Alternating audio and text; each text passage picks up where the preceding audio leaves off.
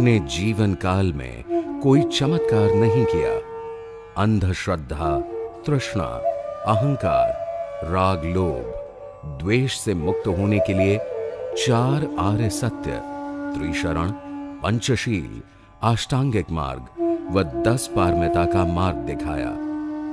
ईश्वर की जगह नैतिकता को स्थापित किया। सबके मंगल के लिए धम्म स्थापित किया।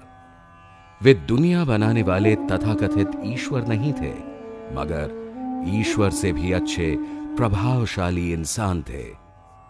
आज विश्व में भारत का जो भी सम्मान व आदर होता है, उसका श्रेय तथागत गौतम बुद्ध को जाता है। इस महाकारुणिक सम्यक संबुद्ध में ऐसी क्या बात थी जिसके कारण आज भी हम उन्हें नमन करते हैं।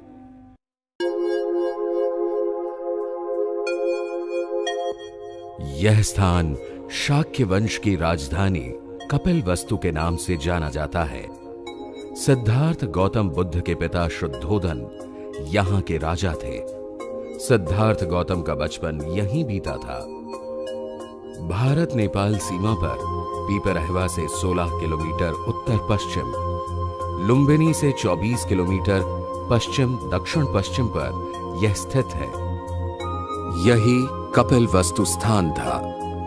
यहां खंडित दीवारों के टीले आसानी से देखे जा सकते हैं। कपिलवस्तु से प्राप्त अवशेषों से भगवान के प्रारंभिक जीवन का पता चलता है। कपिलवस्तु के राजा शुद्धोधन का विवाह महामाया से हुआ। एक दिन सुमेध नामक बोधिसत्व माता महामाया के स्वप्न में आए और उन्होंने प्रश्न किया, मैंने अपना अंतिम जन्म पृथ्वी पर धारण करने का निश्चय किया है, क्या आप मेरी माता बनेंगी? रानी महामाया ने प्रसन्नता से स्वीकृति दी। इस अद्भुत स्वप्न की चर्चा राजा शुद्धोधन ने स्वप्न विद्या में प्रसिद्ध 8 पंडितों से की। उन्होंने राजा को स्वप्न का अर्थ बताते हुए कहा, महाराज, आपके यहां पुत्र होगा।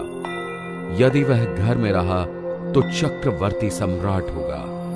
यदि संन्यास्त हुआ तो बुद्ध बनकर समस्त संसार को मार्गदर्शन देगा। उस जमाने में प्रसव के लिए मायके जाने का रिवाज था। रानी महामाया कहारों के कंधों पर ढोए जाने वाली पालकी में देवदह के लिए रवाना हुई। देवदह जाने के लिए लुम्बिनी वन से गुजरना पड़ता है।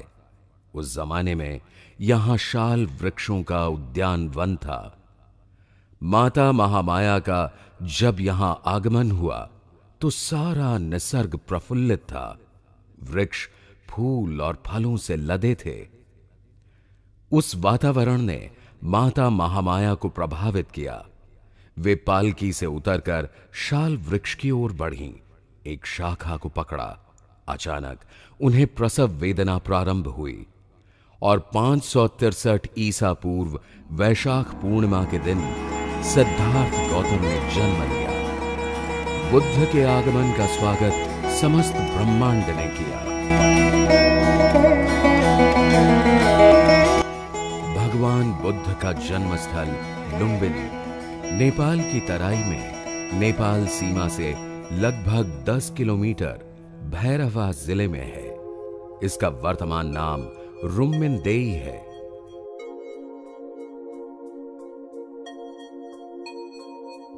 तथागत बुद्ध की याद में सम्राट अशोक ने इस अशोक स्तंभ का निर्माण किया।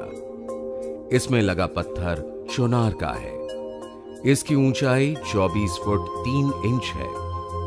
इस पर सम्राट अशोक का अभिलेख खुदा हुआ है। इस स्तंभ के उत्तर पूर्व व दक्षिण पूर्व की ओर ईंटों के ये 2 स्तूप हैं। अशोक स्तंभ की कुछ दूरी पर एक आधुनिक विहार बना है। यह लुम्बिनी की संरक्षक देवी का मंदिर है। इसे रुम्मिन देवी के नाम से जाना जाता है। यह प्रतिमा भगवान बुद्ध के जन्म को दर्शाती है। माता महामाया दाहिने हाथ से पेड़ की शाखा पकड़े हुए हैं। यह तालाब विहार के दक्षिण में है। यह वही तालाब है जहां भगवान की माता ने प्रसव पश्चात स्नान किया था। इस तालाब के उत्तर पूर्व की ओर ईंटों के अनेक खंडहर हैं। यहां पहले कभी छोटे स्तूप हुआ करते थे। इनमें से 6 स्तूप पूर्व से पश्चिम की तरफ एक पंक्ति में है। माता महामाया नवजात बालक के साथ कपिलवस्तु आईं। 5वें दिन नामकरण संस्कार करके बालक का नाम सिद्धार्थ रखा गया। सिद्धार्थ अर्थात जिसके सारे अर्थ सिद्ध हो गए, सफल हो गए। गोत्र गौतम होने के कारण जनसाधारण में वे सिद्धार्थ गौतम के नाम से प्रसिद्ध हुए। बालक सिद्धार्थ के जन्म के 7 दिन बाद अचानक माता महामाया गंभीर रूप से बीमार पड़ी और चल बसीं। उसके बाद उनका पालन पोषण महाप्रजापति ने किया। वयस्क होने पर उनका विवाह दंडपाणि नामक शाक्य की पुत्री यशोधरा से हुआ। सिद्धार्थ गौतम व यशोधरा के घर बेटे ने जन्म लिया। उसका नाम राहुल रखा गया।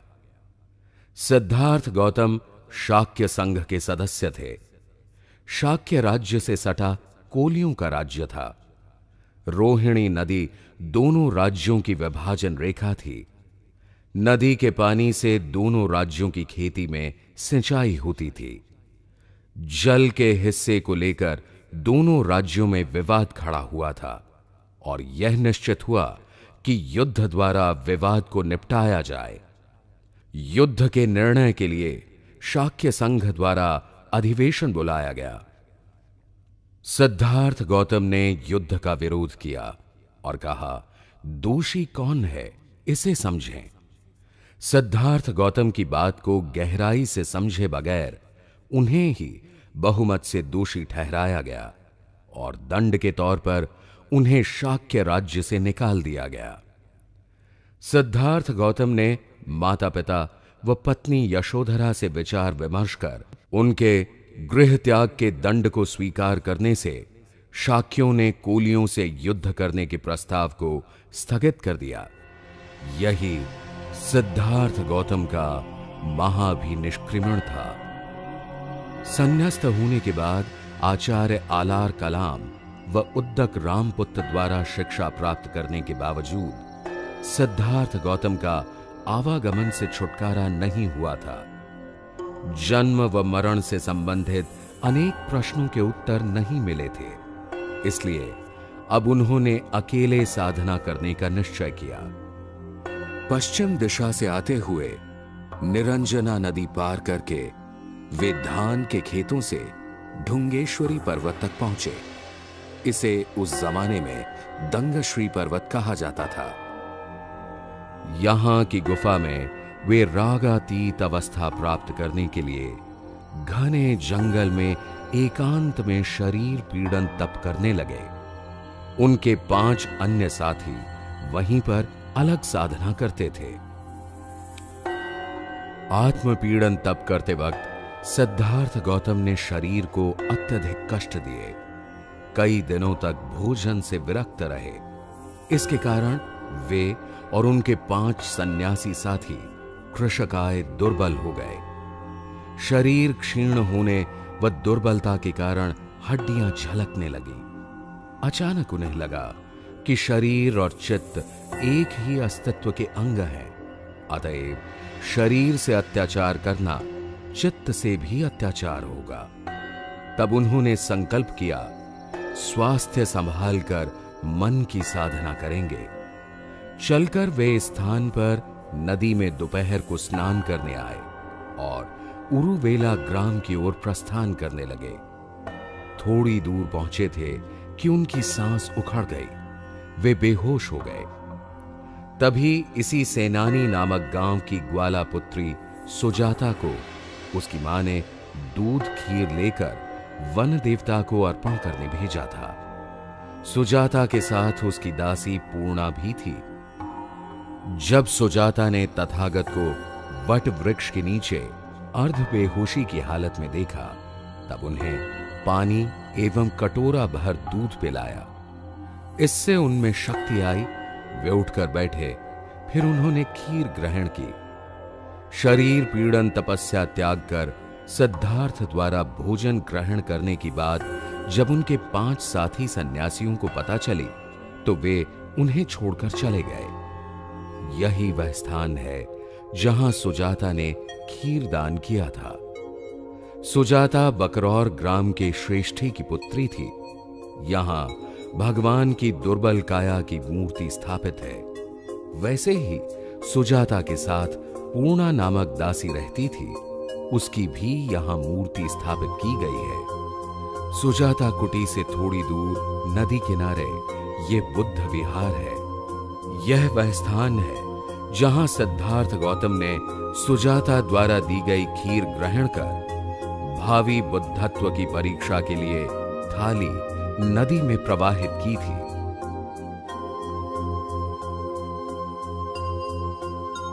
तथागत बुद्ध को बोधिसत्व अवस्था में अन्नदान करने वाली सुजाता बौद्ध इतिहास का अभिन्न अंग बन गई। बाद में सुजाता व उसके पुत्र यश ने बुद्ध संघ में प्रवज्ञा ग्रहण की।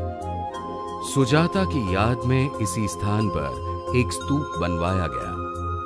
यहीं पर कभी सुजाता का महल हुआ करता था। चीनी बौद्ध यात्रियों ने इस स्थान का उल्लेख गंधवस्ती स्तूप के नाम से किया है। यहां पर उत्खनन के दरमियान धातु के टुकड़े मिले हैं। उस पर देवपाल राजस्य सुजाता गृह लिखा है। इससे सिद्ध होता है कि यह स्तूप देवपाल राजा के शासनकाल में बनाया गया था। बोधगया के पास फाल्गु नदी की सहायक उपनदी को निरंजना नदी कहा जाता है। यह बौद्ध साहित्य में प्रसिद्ध नदी है।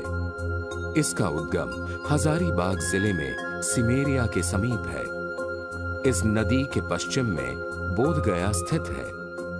प्राचीन भारत की मूल निवासी नाग जाति इसके किनारे बसी थी।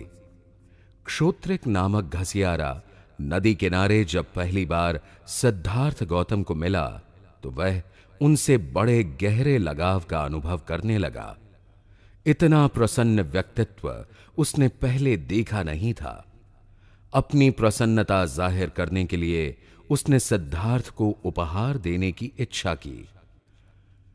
सिद्धार्थ गौतम ने काटे हुए कुश घास के ढेर की ओर संकेत किया और कहा, यह घास नरम है और अगर तुम मुझे दोगे तो मैं ध्यान के लिए आसन बनाऊंगा।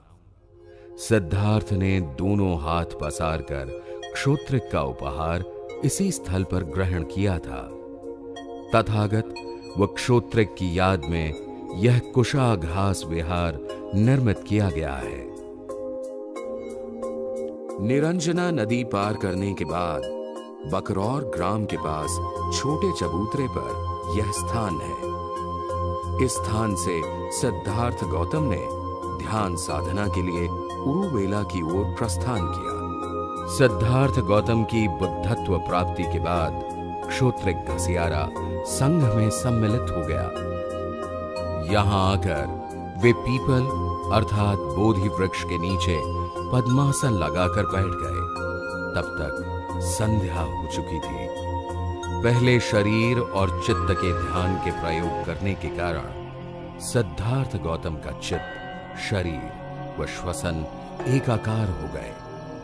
सजगता के दीर्घ अभ्यास के कारण चित्त सूक्ष्म व केंद्रीभूत हो गया था। गहन समाधि अवस्था का अनुभव उन्हें पहले से था।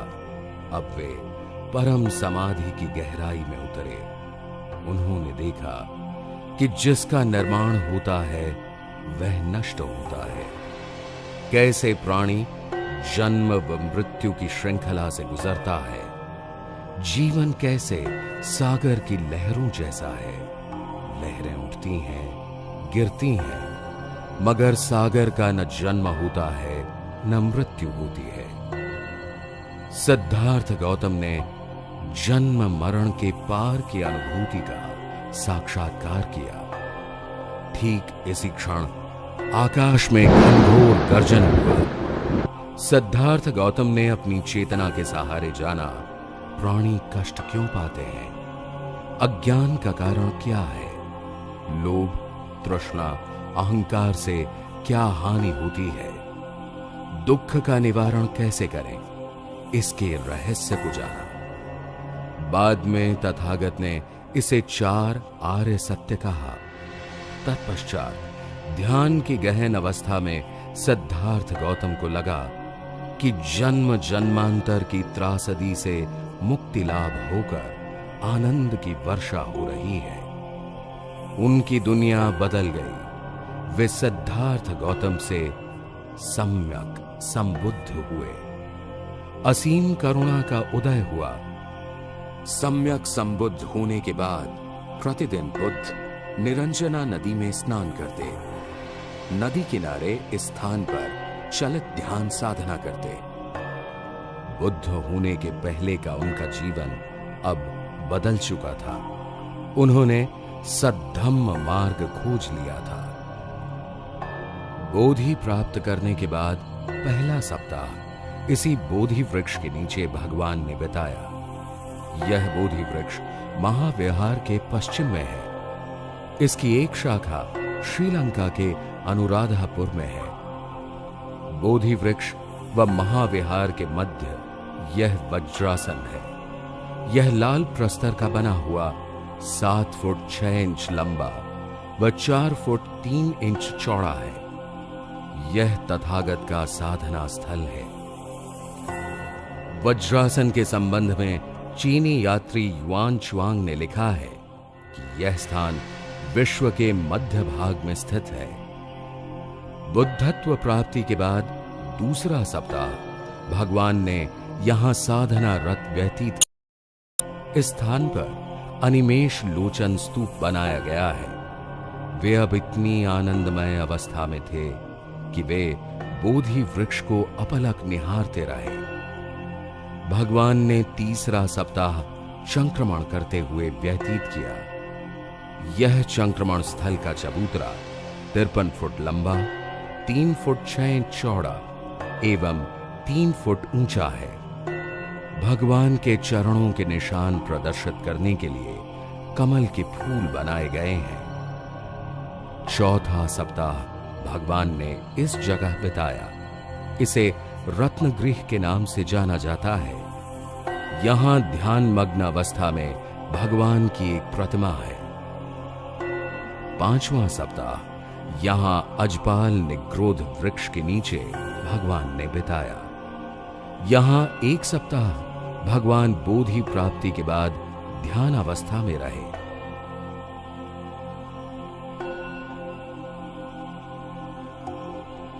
छठा सप्ताह भगवान ने मुचलिंद झील के निकट मुचलिंद वृक्ष की छांव में व्यतीत किया।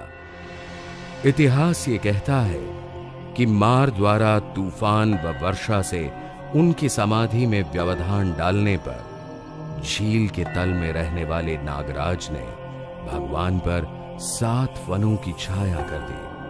परंतु सत्य यह है कि वहां बसने वाली तत्कालीन नाग जाति के लोगों ने भगवान को संपूर्ण सहयोग दिया था। वो उनके धम्म को समर्पित हुए थे। ठीक 42 दिन के बाद 7वां व अंतिम सप्ताह यहां भगवान ने व्यतीत किया। इसे राजायतन वृक्ष कहते हैं। आप जिस वृक्ष को देख रहे हैं, यह वृक्ष 60 वर्ष पूर्व बर्मा से लाया गया था। इसी स्थान पर उत्कल अर्थात उड़ीसा के रहने वाले 2 व्यापारी तपस्सु व भल्लिक को बुद्ध व धम्म की शरण भगवान ने दी। इन उपासकों ने भगवान को मधुपिंडक का भोजन दिया था। वे बुद्ध के पहले उपासक शिष्य थे। चक्रवर्ती सम्राट अशोक ने भगवान बुद्ध की देशना से प्रभावित होकर यहां महाविहार और मुचलिंद झील के मध्य स्तंभ स्थापित करवाया था। अत्यंत प्राचीन काल से इस महाबोधि महाविहार का स्वरूप इसी तरह बचा हुआ है। यह महाविहार 170 फुट ऊंचा व आधार में 50 फुट चौड़ा है। इसका आकार पिरामिड की तरह है। विहार के गर्भगृह के लिए रोशनी का झरोखा है। विहार नीली ईंटों का बना है, उन पर लेप किया गया है। मुख्य प्रवेश द्वार के दोनों आलों में बुद्ध प्रतिमाएं हैं। गर्भगृह में भगवान की भूमि स्पर्श मुद्रा की मूर्ति स्थापित है।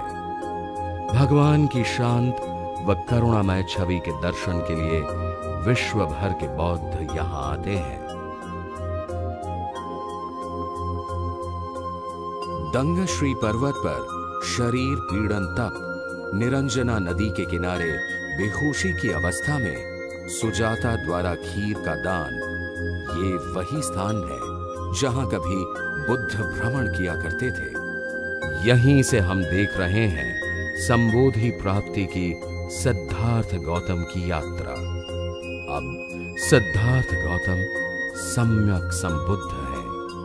उन्होंने पदार्थ जगत का परम ज्ञान प्राप्त किया है। बुद्धत्व प्राप्ति के बाद तथागत ने विचार किया, किसे धम्म का उपदेश दूं? उनके मन में अपने 5 सहयोगियों का ख्याल आया, जो उनके कठोर तपश्चर्या त्यागने पर उन्हें छोड़कर चले गए थे। वे 5 सहयोगी मृगदाय वन अर्थात सारनाथ में थे। भगवान के सारनाथ आगमन के बाद भी उन सहयोगियों ने अभिवादन नहीं किया। तथागत के समीप आने पर वे बुद्धत्व की ऊर्जा से प्रभावित हुए। उन्हें अनायास आसन दिया। भगवान ने उन्हें 4 आर्य सत्य व मध्यम मार्ग की शिक्षा दी। जीवन में किसी भी प्रकार की अति से बचने की व दुख के कारण को जानने की सलाह दी। इस प्रकार सारनाथ के इसी स्थान पर विश्व पथ प्रदर्शक तथागत बुद्ध ने धम्म चक्र प्रवर्तन किया। प्रकृति का अद्भुत संयोग कि 24 नवंबर 1956 को बोधिसत्व डॉक्टर बाबा साहब आम्बेडकर ने इसी स्थान पर अपना अंतिम प्रवचन दिया है।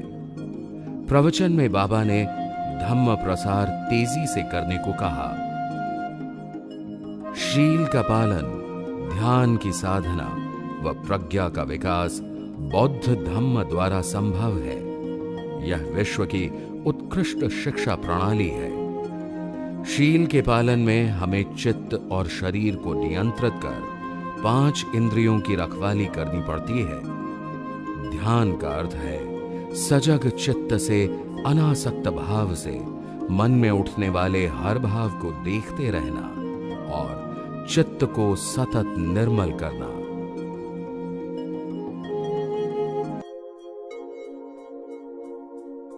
मूलगंध कुटी प्रायः भगवान बुद्ध के निवास स्थान को बोला जाता है। यहां पर भगवान बुद्ध ने धम्म चक्र प्रवर्तन पश्चात समय व्यतीत किया था।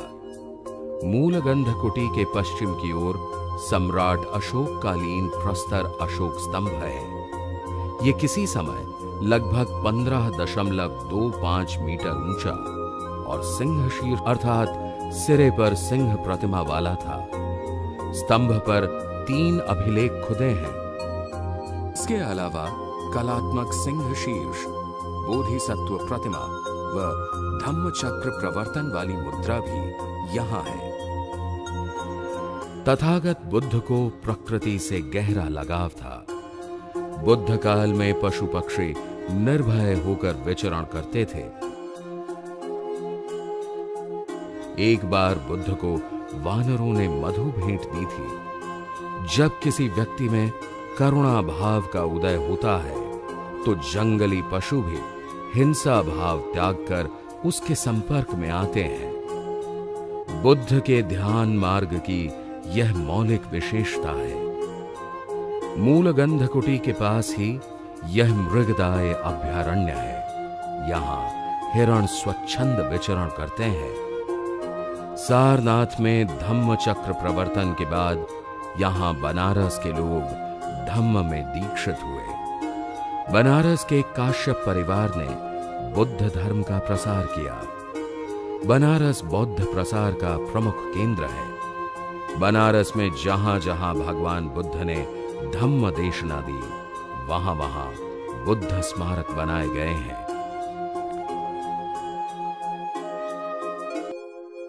पटना से लगभग 100 किलोमीटर दक्षिण पूर्व में यह बौद्ध तीर्थ स्थल है। इसे राजगीर के नाम से जाना जाता है। प्राचीन काल में यह भारत के प्रसिद्ध 16 जनपदों में से एक था। तब इसे राजगृह के नाम से पहचाना जाता था। यहां पारंपरिक रूप से मुख्य पहाड़ियां 5 हैं। यहां मगध वंश का शासन था। राजा बिंबिसार यहां के शक्तिशाली बौद्ध राजा थे। भगवान बुद्ध ने अनेक बार यहां महत्वपूर्ण प्रवचन दिए। सारिपुत्र व मोग्गलायन इसी क्षेत्र के रहने वाले थे। राज परिवार चिकित्सक जीवक ने आम्रवन बुद्ध को भेंट किया था। भगवान के चचेरे भाई देवदत्त के भगवान पर घातक हमलों का स्थान भी यही है। यहीं पर प्रथम बौद्ध संगीति हुई थी। देवदत्त के बहकाने पर राजा बिंबिसार के पुत्र अजातशत्रु ने उन्हें बंदी बना दिया। यह वह स्थान है जहां राजा बिंबिसार को कारागृह में रखा गया था। राजा बिंबिसार को भगवान बुद्ध चाहते थे। वे उनके बचपन के मित्र थे। राजा बिंबिसार ने ही वेणुवन का निर्माण भगवान के विहार के लिए किया। एक नाई द्वारा अजातशत्रु ने पिता बिंबिसार को मरवाया। राजा बिंबिसार ने प्रसन्नतापूर्वक मृत्यु का स्वीकार किया। उसके बाद अजातशत्रु को भी उसके पुत्र उदय ने मारा। तत्पश्चात उदय के पुत्र महामुंड ने उदय को मारा। पितृहत्या का पाप इसी जन्म में सबने भोगा। लिच्छवियों ने जब भगवान को प्रवचन के लिए आमंत्रित किया तो भगवान को कष्ट न हो, इसलिए राजगृह से गंगा तट की सड़क का निर्माण राजा बिंबिसार ने किया। अब इस पथ को बिंबिसार मार्ग के नाम से जाना जाता है। तथागत के चचेरे भाई देवदत्त में भिक्षु बनते वक्त सिद्धार्थ गौतम जैसी प्रतिष्ठा पाने की लालसा थी। अपनी महत्वाकांक्षा में असफल होने पर उसके हृदय में घृणा व तिरस्कार ने जन्म लिया। देवदत्त ने गृध्रकूट पर्वत की ढलान से इसी पत्थर को तथागत पर लुढ़काया था, मगर तथागत के पांव की अंगुली को मामूली चोट पहुंचाकर यह पत्थर लुढ़क गया। बुद्धकालीन मगध के राजगृह के समीप नालक ग्राम है। यह सारिपुत्र का गांव है। यहीं पर सारिपुत्र ने जन्म लिया और उनका महानिर्वाण भी यहीं हुआ। अपने कायिक, वाचिक, मानसिक कर्म से परिशुद्ध सारिपुत्र भगवान बुद्ध के प्रमुख शिष्य थे। महाप्रज्ञा में अधिष्ठित सारिपुत्र ने भगवान बुद्ध के धम्म का प्रचार किया। तथागत बुद्ध के जीवन काल में ही सारिपुत्र का कार्तिक पूर्णिमा को परिनिर्वाण हुआ। यही वह स्थल है जो अब हमें सारिपुत्र की याद दिलाता है। राजगीर के स्थान को नया राजगृह कहते हैं। चीनी यात्री फाहियान के अनुसार राजा अजातशत्रु ने इसका निर्माण कराया था। वर्तमान में इसके भग्नावशेष देखने को मिलते हैं। सरस्वती नदी के पार पश्चिम में यह एक ऊंचा टीला है। सम्राट अशोक ने यहां स्मारक बनवाया था। पश्चिमी भाग की 3 मीटर तक खुदाई करने पर यहां मौर्य शैली की ईंटें व लघु स्तूप मिले हैं। राजगीर के वैभार पहाड़ी की तलहटी में गर्म जल का यह तालाब है। इसे करंड ताल कहते हैं। राजा बिंबिसार ने इस स्थल को भगवान बुद्ध को भेंट किया था। इसे वेणुवन विहार कहते हैं। यहां खुदाई में एक कक्ष की नींव व 9 स्तूपों के आधार प्राप्त हुए थे। यहां बुद्ध काल में छोटा उद्यान था। वैभार पहाड़ी की पूर्वी ढलान पर यह स्थान स्थित है। इसे पीपल गुहा कहते हैं। यहां भगवान बुद्ध के प्रमुख शिष्य महाकाश्यप निवास करते थे। वे प्रथम संगीति के अध्यक्ष थे। सप्तकर्णी गुफाओं के सामने की इस जगह पर प्रथम धम्म संगीति हुई थी। यह 3 महीने तक चली।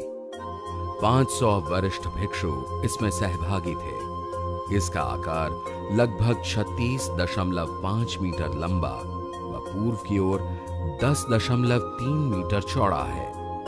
इस स्थान पर धम्म, विनय संबंधी वचन व त्रिपिटक का संकलन हुआ।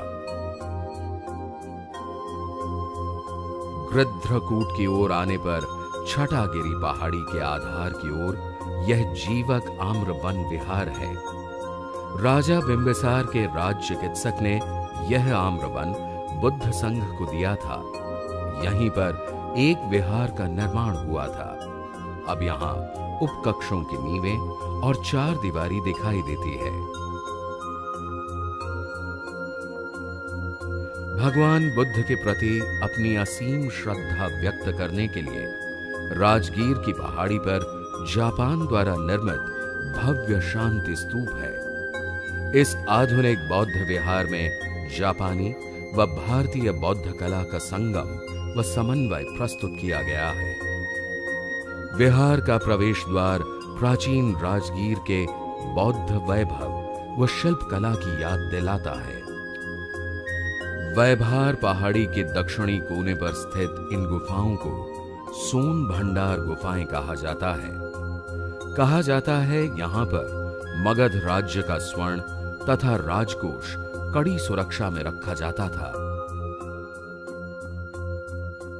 मुख्य मार्ग से दक्षिण की ओर 1 किलोमीटर चलने पर 4 दीवारी में ईंटों का यह प्राचीन भवन दिखाई देता है। इसे मनिहार मठ कहते हैं। यह बुद्ध काल में भिक्षु निवास था। यह नाग जाति के लोगों का पूजा स्थल था। उत्खनन के दरमियान यहां अनेक प्रतिमाएं प्राप्त हुई हैं। 8 जनपदों के अर्थात अट्ठकुल के संयुक्त वज्जी गणसंघ की राजधानी वैशाली थी। वैशाली का राजधानी स्थल 3 परतों की दीवारों से घिरा था। लिच्छवी राज्यकाल में सहिष्णुता व भाईचारे के कारण बौद्ध धर्म का काफी प्रसार हुआ। वैशाली को विश्व की प्रथम गणराज्य की राजधानी होने का गौरव प्राप्त है। वैशाली भगवान बुद्ध की प्रिय नगरी थी। राजगृह जाते या लौटते समय भगवान बुद्ध यहीं रुकते थे। यहां की कुटागार शाला में उन्होंने अनेक उपदेश दिए। यहां बहुपुत्र चैत्य, चौपाल चैत्य व महावन कुटागार शाला में वे निवास करते थे।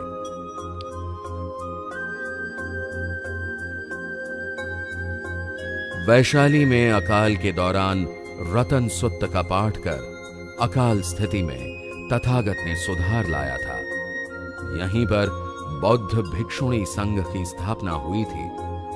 वैशाली के 8 फुट ऊंचे व लगभग 1.5 किलोमीटर क्षेत्र में फैले टीले को राजा विशाल का गढ़ कहते हैं। यहां वज्जी गणराज्य का सभागार था, जहां 770 प्रतिनिधि एकत्र होकर राज्य प्रशासन पर विचार करते थे।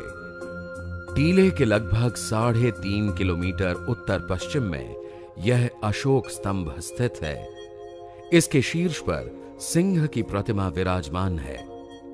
अशोक स्तंभ के दक्षिण की ओर प्राचीन तालाब है। इसे आजकल रामकुंड के नाम से जाना जाता है। इसके किनारे सम्राट अशोक ने स्तंभ व स्तूप बनवाए थे। राजा विशालगढ़ के टीले से 2.5 किलोमीटर पर यह स्तूप है। इसका व्यास 25 फुट था। इसे लिच्छवी स्तूप कहते हैं।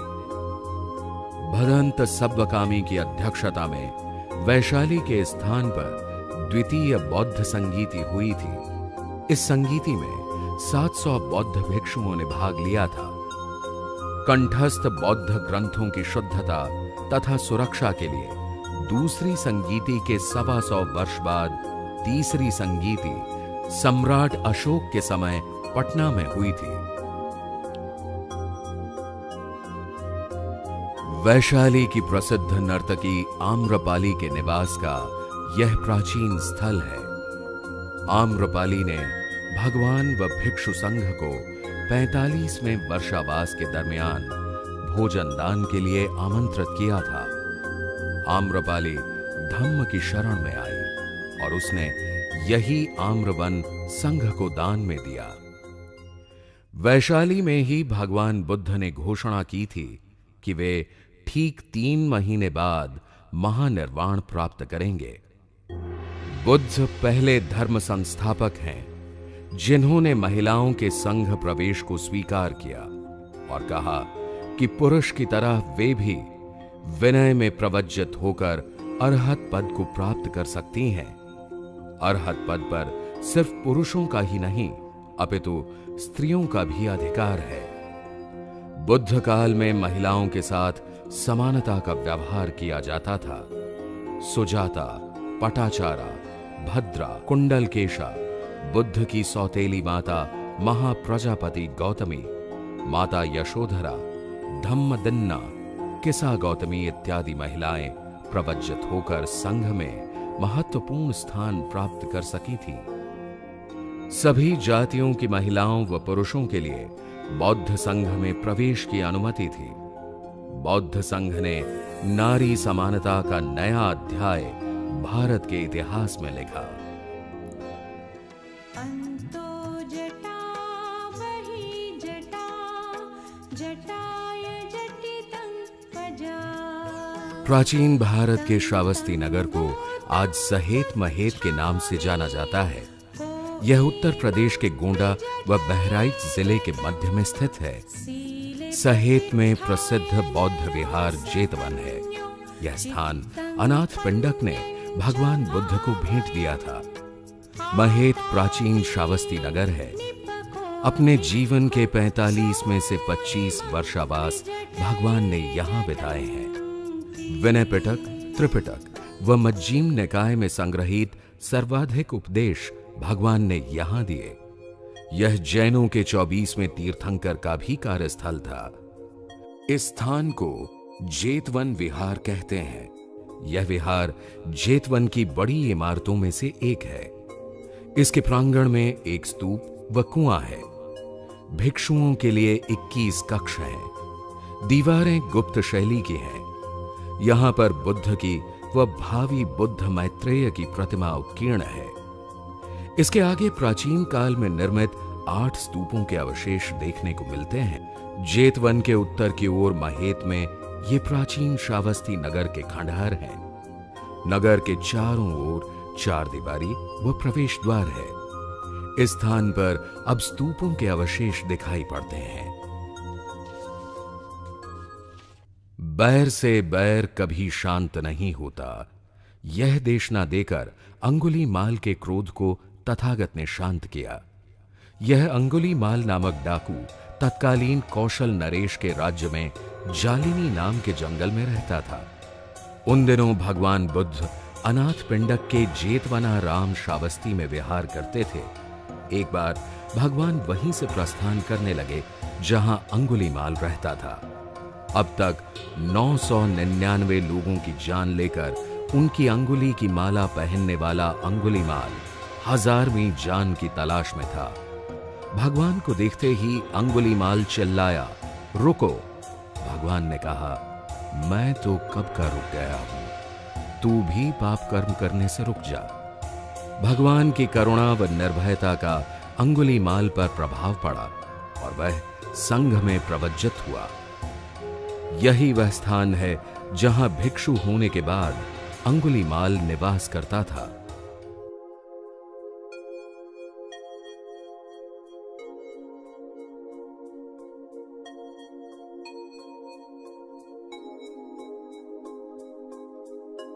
उत्तर प्रदेश के फर्रुखाबाद जिले का ये छोटा गांव संकिस्सा गांव के नाम से जाना जाता है।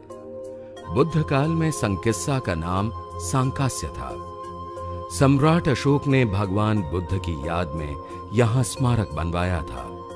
चीनी यात्री फाहियान ने यहां अनेक स्तूप व विहार देखे थे। यहां उच्च कोटि की शिल्प कला से निर्मित एक विहार था। 7वीं शताब्दी तक यह स्थान बौद्ध धम्म प्रसार के दृष्टिकोण से महत्वपूर्ण था। यहां से प्राप्त मूर्तियां, सीलें, मणिका व सिक्के लखनऊ व कलकत्ता के राज्य संग्रहालयों में सुरक्षित हैं।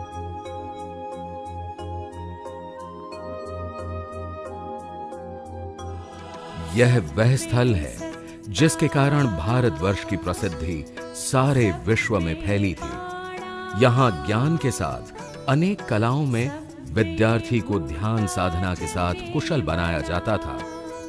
देश विदेश के विद्यार्थी यहां पढ़ने के लिए आते थे। इसे प्राचीन काल में नालंदा बौद्ध विश्वविद्यालय के नाम से जाना जाता था। यह स्थल वर्तमान राजगीर से 10 किलोमीटर दूरी पर बिहार में है। यहां के पावारिक आम्र वन में बुद्ध निवास करते थे। यहां के विद्यार्थी व अध्यापक विश्व प्रसिद्ध थे। वजह ज्ञान के सूक्ष्म तत्व, गूढ़तम रहस्य व मानव जीवन की समस्याओं का समाधान खोजने के लिए बना व्यावहारिक अभ्यासक्रम। प्रसिद्ध महायान विद्वान नागार्जुन यहां के प्रमुख आचार्य रहे हैं। उस जमाने में अन्य जगह पर सिर्फ ऊंची जाति वालों को शिक्षा मिलती थी। नालंदा बौद्ध विश्वविद्यालय ने सभी जातियों के लिए शिक्षा के द्वार खुले किए थे। यह जो अवशेष है, यहां कभी 6 मंजिला अध्ययन अध्यापन कक्ष थे। कन्नौज के राजा हर्षवर्धन का संरक्षण नालंदा को प्राप्त था। चीन के युवान श्वांग ने यही शिक्षा ग्रहण की थी। अब नालंदा के खंडहर दक्षिण से उत्तर की ओर फैले हैं। विहारों की संख्या 11 है। ये सभी भवन प्राकृतिक प्रकाश से आलोकित रहते थे। नालंदा व तक्षशिला विश्वविद्यालय की तत्कालीन विश्व प्रसिद्धि से प्रेरणा लेकर भारत के वर्तमान बौद्ध भी ऐसे अनुपम विश्वविद्यालय की स्थापना करें, ऐसी आशा हम करते हैं।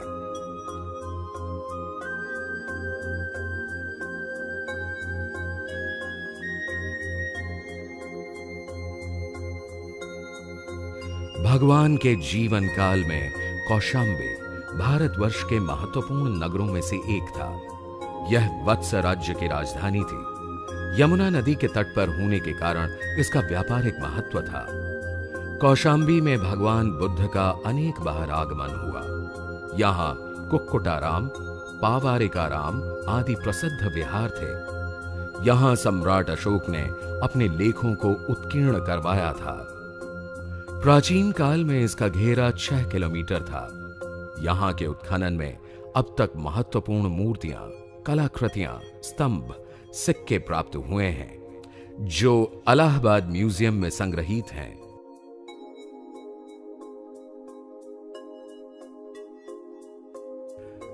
हिमालय की तराई में देवरिया जिले के कसिया नामक कस्बे से लगभग 3.52 किलोमीटर पर कुशीनगर है। यहीं भगवान बुद्ध का पूर्ण सजग व सचेतन अवस्था में महानिर्वाण हुआ था।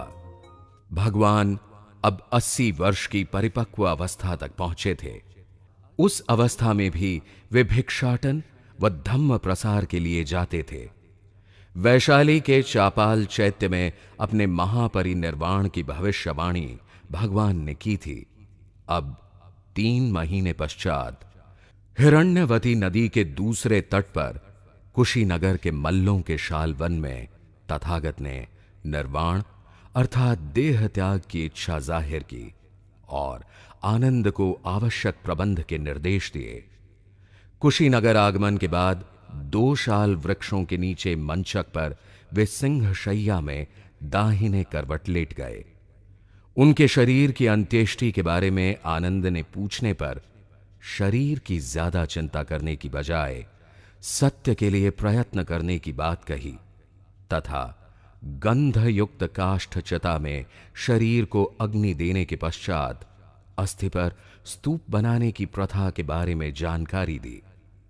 अपने ही मृत्यु संस्कार के लिए शांत स्वर में निर्देश देते हुए तथागत को देखकर आनंद दूर जाकर फूट फूट कर रोने लगे।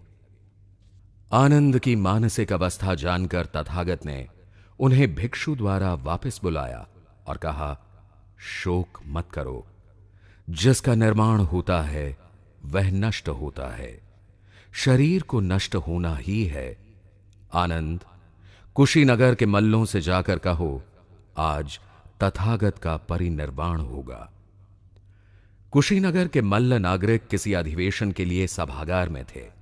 वहां पर आनंद ने भगवान के महानिर्वाण की जानकारी दी। बताया कि भगवान आज रात्रि के अंतिम प्रहर में निर्वाण प्राप्त करेंगे।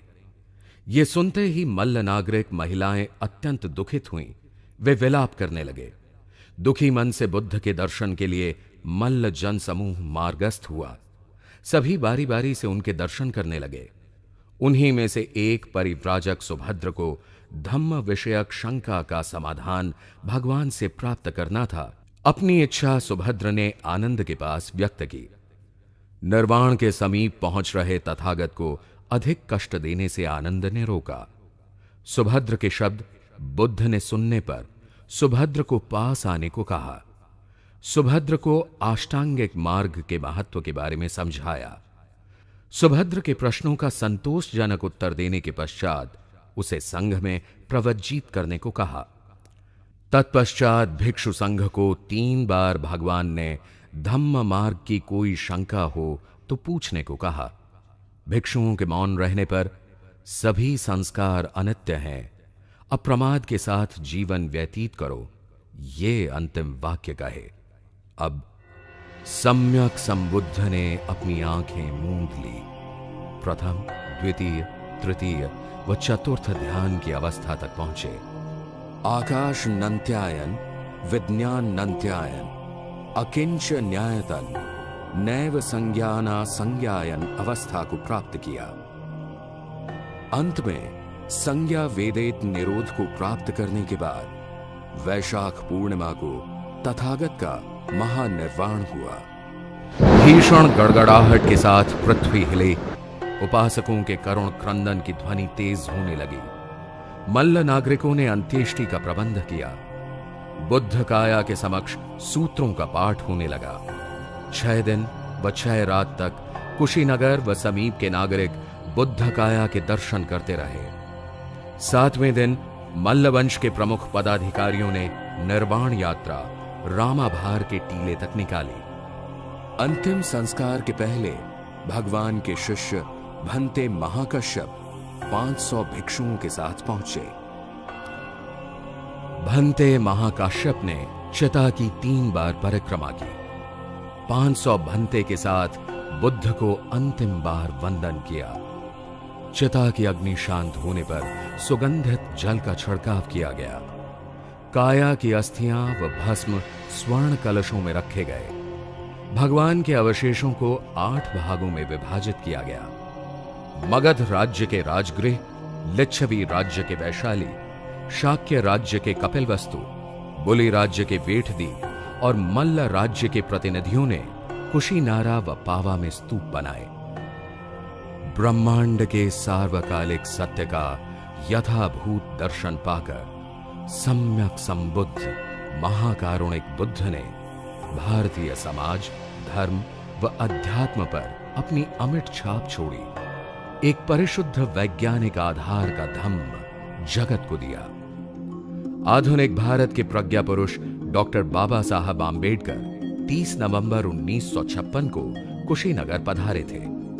यहां तथागत के परिनिर्वाण स्थल के पास उन्होंने कहा था कि सम्यक संबुद्ध ने कितनी शांत जगह का चुनाव महापरिनिर्वाण के लिए किया है। काश मुझे भी इस जगह देह त्याग का अवसर प्राप्त होता तो कितना अच्छा था। बाबा की इच्छा का सम्मान करते हुए उनके महाराष्ट्र के अनुयायियों ने बाबा के अस्थि कलश पर कुशीनगर के 2 दृश्य चित्रित किए। भगवान के महापरिनिर्वाण के स्मारक के रूप में यह 2.74 मीटर ऊंचा स्तूप बनाया गया है। 1927 में बर्मा सरकार द्वारा इसका पुनरुद्धार किया गया। यह चैत्य भी चबूतरे पर बना है। भगवान की महापरिनिर्वाण की अवस्था में स्थित यह 6.1 मीटर लंबी मूर्ति चुनार के लाल बलुआ पत्थर के एक खंड से निर्मित है। भगवान महानिर्वाण शैया पर दाहिने करवट लेटे हुए हैं। दक्षिण की तरफ लगभग 7वीं शताब्दी में निर्मित छोटे छोटे स्तूप हैं। कुछ मौर्य काल के स्मारक हैं। निर्वाण स्तूप से दक्षिण पश्चिम की तरफ थोड़ी दूर बुद्ध की विशाल प्रतिमा का नाम माथा कुंवर स्मारक है। यह प्रतिमा 3 मीटर ऊंची नीले प्रस्तर खंड से निर्मित है। माथा कुंवर स्मारक से 1.5 किलोमीटर दूरी पर यह टीला है। इसका व्यास 47 मीटर है। यह मुख्य स्तूप से दुगने आकार का है। यहीं भगवान बुद्ध की चंदन की चिता पर अंत्येष्टि हुई थी। इसे रामाभार टीला कहते हैं। तृतीय शताब्दी ईस्वी पूर्व से लेकर तृतीय शताब्दी ईस्वी तक के समय में बौद्ध कला और संस्कृति का तेजी से विकास हुआ। अनेक स्तूप और चैत्य बनाए गए। बुद्ध के शारीरिक, उद्देशिक व पारिभोगिक धातुओं पर जो स्मारक बनाए जाते हैं उन्हें स्तूप कहते हैं। बुद्ध के दिखाए हुए मार्ग पर चलकर मैं अपना व प्रजाजनों का मंगल कर सकता हूं। इस सार्वकालिक सत्य को मानकर सम्राट अशोक ने विश्व के सर्वश्रेष्ठ सम्राट होने का गौरव प्राप्त किया। सम्राट अशोक ने बौद्ध विद्वानों की सहायता से भारत व विश्व में धम्म फैलाया। मुख्यतः सारे एशिया में धम्म का प्रकाश फैला। बुद्ध की देशनानुसार राज्य प्रशासन करने पर उनकी प्रगति हुई। यही कारण है कि प्रत्येक बौद्ध स्थल पर जापान, श्रीलंका, बर्मा आदि देशों के विहार दिखाई देते हैं। सम्राट अशोक के निर्माण के बाद बुद्ध धम्म को राजाश्रय नहीं मिला। ब्राह्मणवाद के आक्रमण ने फिर से देश को छुआछूत, जात-पात व गैर बराबरी की गर्त में धकेल दिया। वर्णवाद व जातीयवाद ने इंसान को इंसान से जुदा कर दिया। ऐसे में पुनश्च भारतवर्ष में बुद्ध धम्म के पुनरागमन की आवश्यकता थी। इस पावन कार्य को इस सदी के युगंधर प्रज्ञा पुरुष डॉक्टर बाबा साहब आम्बेडकर ने पूरा किया और 14 अक्टूबर 1956 को लाखों अनुयायियों के साथ दीक्षा भूमि नागपुर में बुद्ध धम्म की दीक्षा ग्रहण की। नागपुर नागवंश का निवास स्थल होने के साथ साथ भारत का मध्यवर्ती केंद्र है। बाबा साहब ने कहा कि हिंदू कहकर पैदा होना मेरे बस में नहीं था, मगर हिंदू रहकर मैं मरूंगा नहीं, यह मेरे बस की बात है। सामाजिक परिवर्तन, समानता, बंधुत्व व भाईचारे की पुनर्स्थापना के लिए बाबा ने बुद्ध धम्म की शरण ली। अब दीक्षा भूमि पर लाखों बुद्धानुयायी प्रेरणा प्राप्त करने आते हैं और इस संकल्प के साथ जाते हैं कि हम भारत को बौद्धमय करेंगे।